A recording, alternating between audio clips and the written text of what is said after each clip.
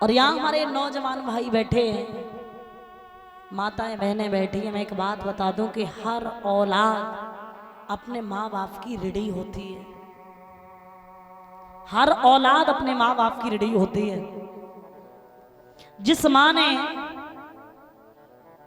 आपको 9 महीने जिस उदर में रखा, जिस पीड़ा को सहन किया, उस दर्द को सिर्फ एक मां समझती है। आज इस संसार में मैं देख रहे माता पिता पिट रहे हैं, किसी और के हाथों से नहीं, उसी संतान के हाथों से जिनको उन्होंने जन्म दिया। वही संतान आज मां बाप के लिए दुश्मन बन रही है। कैसे कल्याण होगा, कैसे उस संतान का उद्धार होगा? हमारी भागवत में तो ये लिखा है कि भगवान स्वयं कहते हैं कि घर में माता पिता लक्ष्मी का, विष्णु का स्वरूप माना गया है। भगवान ने कहा कि मैं हर घर में नहीं जा सकता हूं, मैंने आपके लिए अपने ही रूप में माता पिता भेजे हैं। पहले आप उनकी पूजा करिए, उसके बाद मेरी पूजा करना।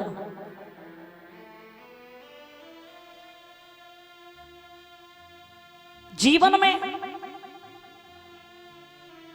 उन लोगों का कभी कल्याण नहीं होता जो माता पिता, संत और गुरु इनका अपमान करते, उनका जीवन में कभी कल्याण नहीं होता।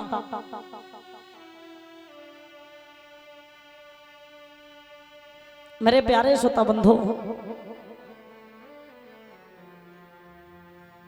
आज जब एक बेटे की शादी हो जाती है, आज मां तब तक ही अपने बेटा को समझे जब तक शादी नहीं होती है। शादी होने के बाद वो बेटा मां के लिए पराया बन जाता है। शादी हो गई, पत्नी आ गई, जो बेटा पत्नी की बात मानता है वो मां बाप की बात मानने की तो छोड़ो, बोलता भी नहीं है।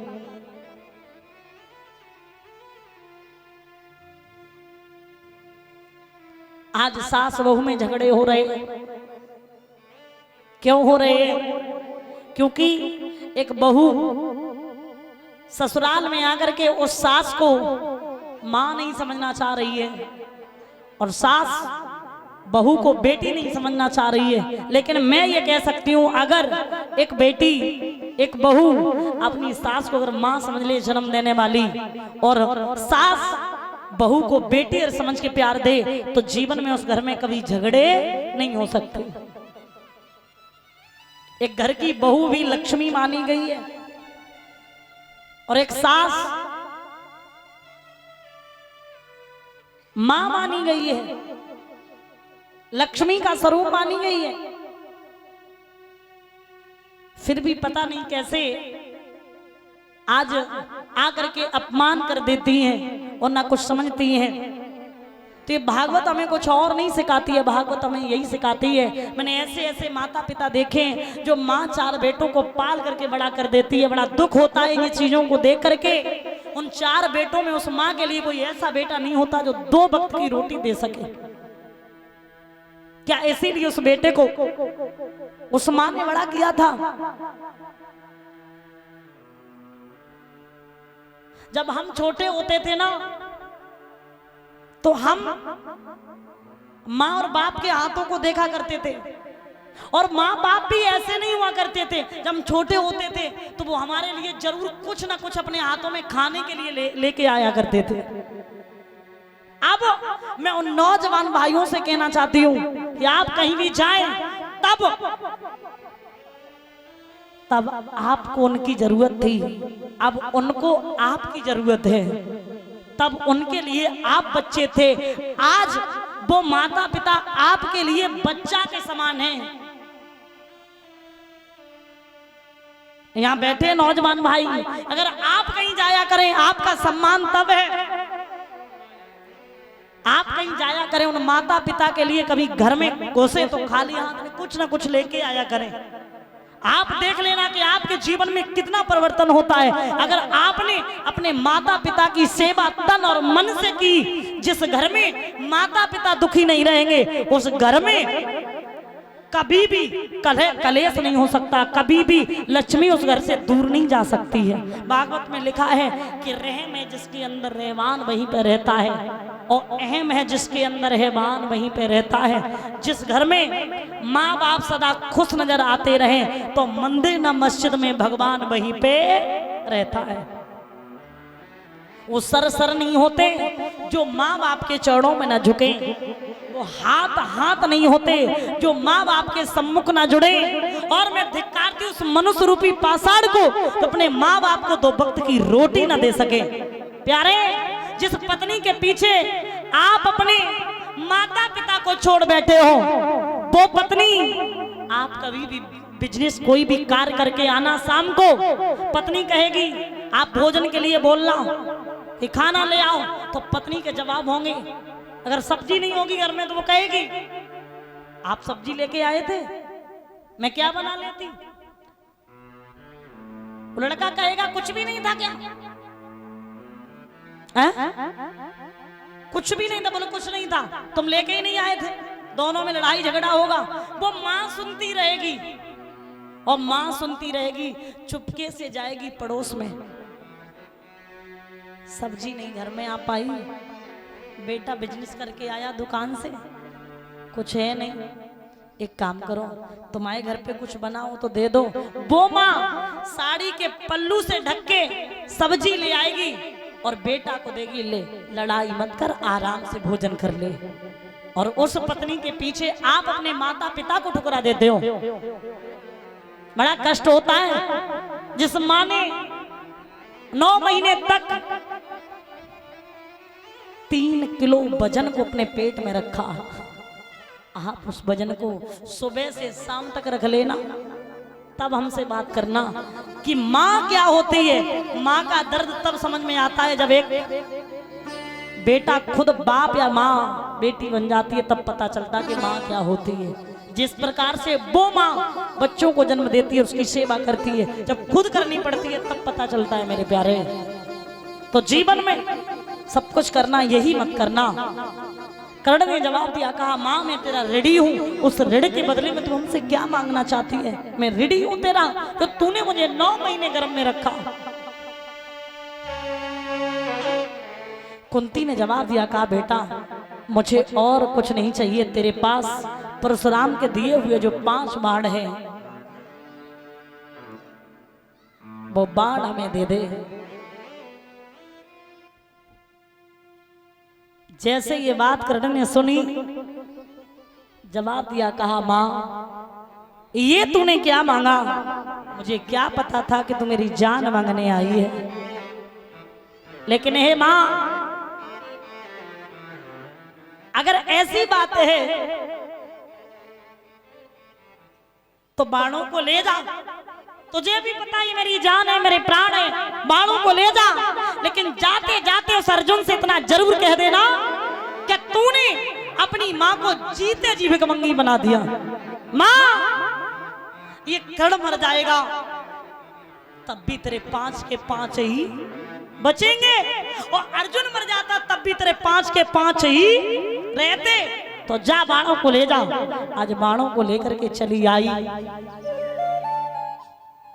कर्ण को जब तक मैया दिखाई देती रही तब तक देखता रहा। उसके बाद कहने लगा, हाय माँ इधर युद्ध का नजारा कुछ और है।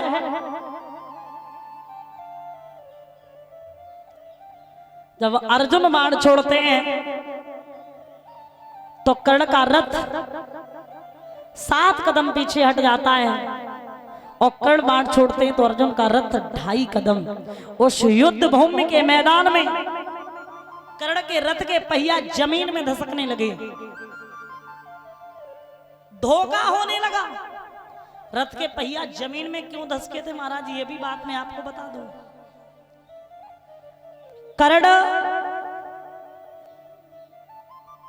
को ये श्राप लगा हुआ था, किसका? परशुराम का। परशुराम जो थे वो केवल ब्राह्मणों को विद्या सिखाते थे। कर्ण को यही पता नहीं था मैं किस वंश का हूं। विद्या सीखने के लिए जाते हैं। एक दिन की बात है, परशुराम को नींद आ गई और जब नींद आई तो एक जंगा पे अपना सिराना रख के सो गए। एक जंगा पे भमरा किलोरे करने लगा। विचार किया जंगा हिला रहे तो गुरु का अपमान है और नहीं हिला रहे तो भमरा काटे दे रहा है। उसी वक्त रक्त बहने लगा। परशुराम जगह जवाब दिया, कहा मुझे दिखाई दे रहा है तू ब्राह्मण नहीं, तू एक क्षत्रिय है। तूने मेरे साथ धोखा किया, तू एक क्षत्रिय है। इतनी सहनशीलता केवल एक क्षत्रिय में हो सकती है। तूने मेरे साथ धोखा किया, जा तेरे साथ भी धोखा होगा। आज वही धोखा होने लगा। रथ के पहिया जमीन में दसकने लगे। कर्ण अंतिम सांसें भरने लगे और जब अंतिम सांसें भरने लगे भगवान कन्हैया बोले, अर्जुन बाण छोड़ो, रथ आगे बढ़ाओ। कर्ण ने जवाब दिया, कहा क्या कह रहे हो? बात ये हुई थी कि क्षत्रिय निहंता होगा तो बार नहीं किया जाएगा। ये क्या कर रहे हैं आप ही अधर्म की लड़ाई करवा रहे हैं। कर क्या रहे हैं आप? भगवान कन्हैया बोले, वारे कर्ण आज धर्म याद आ गया और क्या जवाब दिया?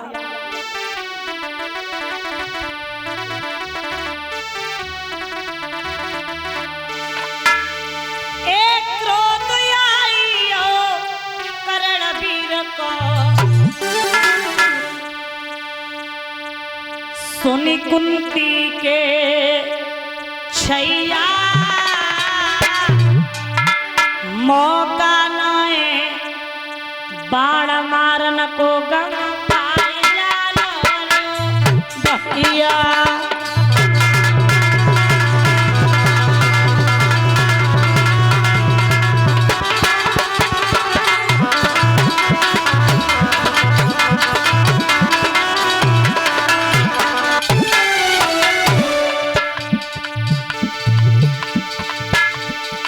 बहुत सुंदर अवनीश भैया। अरे एक घड़ी को समय मोई दे दे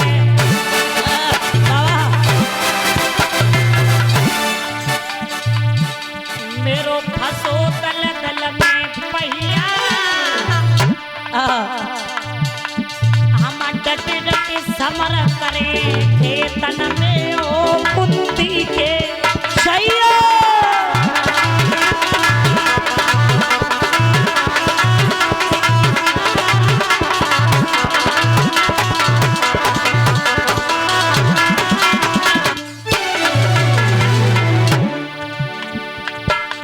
कर्ण ने जवाब दिया, कहा प्रभु आप ये गलत कर रहे हैं, आप ये अधर्म की लड़ाई करवा रहे हैं, ये गलत कर रहे हैं आप। भगवान बोले, रुको जा, धर्म की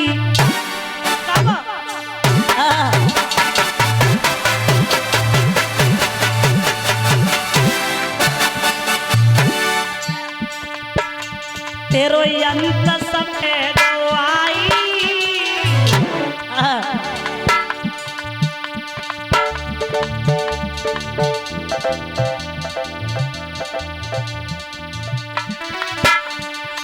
जे याद पहले आई जाती तो होती काए लड़ाई।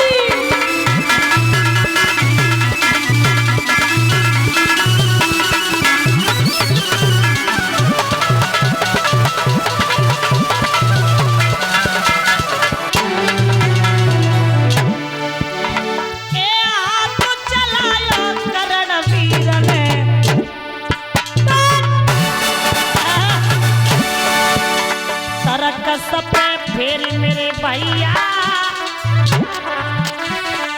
खाली आंख बाल नहीं पायो छलक करिए कुंती भैया।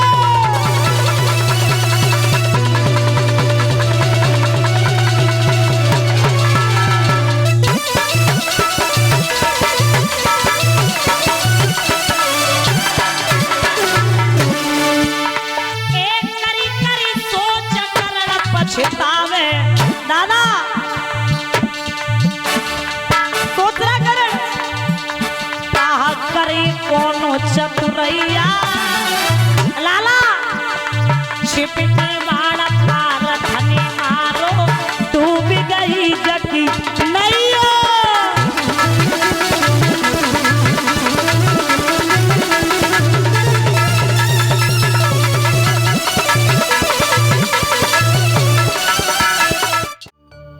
तुझे आज तक ये बात नहीं पता होगी कि तू मेरा बेटा है।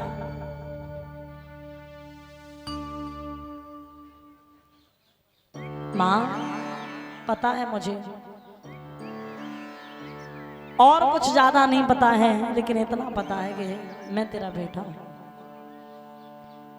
कुंती ने जवाब दिया, कहा बेटा तू मेरे कुंवारेपन पे पैदा हुआ था। ध्यान देना महाराज, ये कुंती जो थी ना, ये कुंती कुंतभोज की लड़की नहीं थी। ये कुंती सूर्यसेन की बिटिया थी।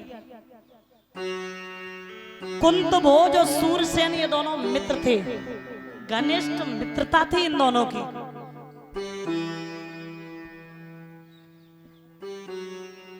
कुंतभोज की कोई संतान पैदा नहीं होती थी, तो उन्होंने ये कहा था कि आपके कोई संतान पैदा हो तो मुझे दे देना। तुम्हारा सूर्यसेन के बिटिया पैदा हुई तो उन्होंने नाम रखा प्रथा। कुंतभोज जब ले आए तो कुंतभोज ने उसका नाम रखा कुंती। कर्ण जो था ये कुंती के कुंवारेपन पे पैदा हुआ था। समाज की लोक लज्जा के कारण एक संदूक में बंद करके उसे नदी में बहा दिया था। पालन पोषण किसने किया था? एक प्रमाण ये मिलता है कि आदर रथ ने किया था, और एक प्रमाण ये मिलता है कि धोबी और धोबिन ने किया था। धोबी और धोबिन पालन पोषण करते। कर्ण कुछ बड़े होते, बच्चों के साथ खेलते, लड़ाई झगड़ा हो जाता, बच्चे कह देते कि तू हमसे लड़ने आया, तेरी माँ का नहीं पता, तेरे पिता का नहीं पता।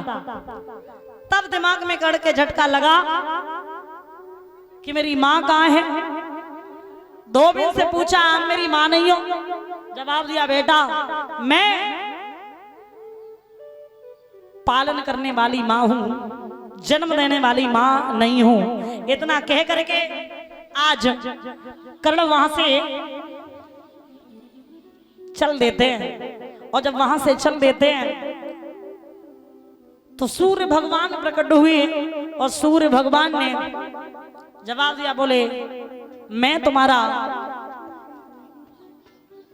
पिता। बोले अगर आप मेरे पिता हो तो मेरी माँ कहाँ है?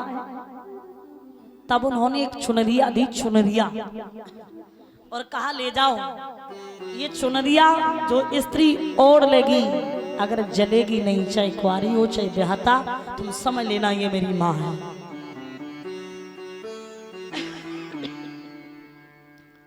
तो कुंती उस वक्त भी कुंवारी थी। चुनरिया लेकर के चले हैं, कुंती ने चुनरिया ओढ़ी, जली नहीं, तो समझ गई है ये मेरी माँ है। कुंती कर्ण को नहीं रख सकती थी। कुंती ने कहा बेटा यहाँ से चले जाओ। तब कर्ण वहां से चले आए और आकर के कौरवों की सेना में मिल गए।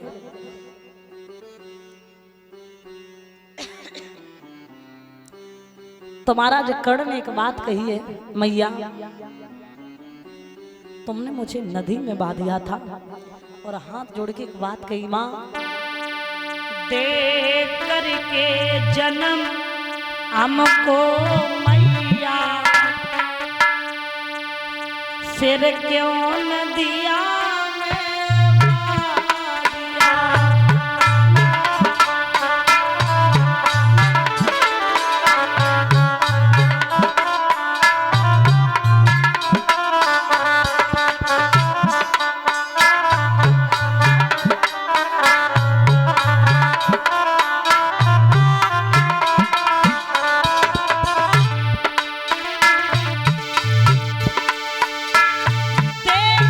के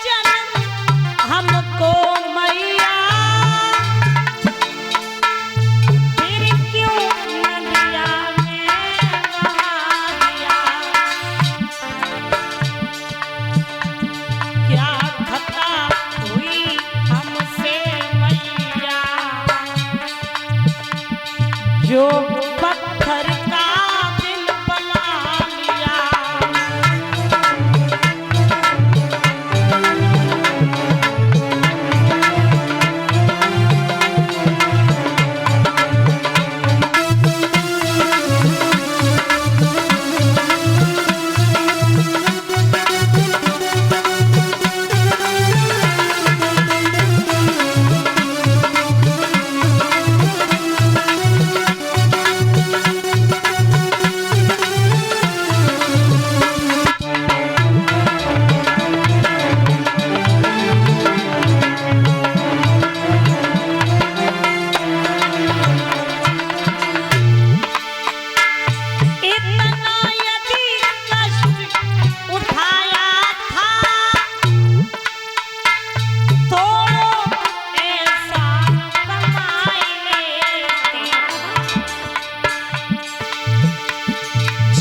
जन्म दिया था मैया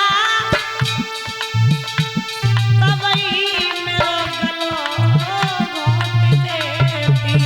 माँ तुमने मेरे संग बुरा किया, ओ तुमने मेरे संग बुरा किया, हमको दर दर भटकाई दिया।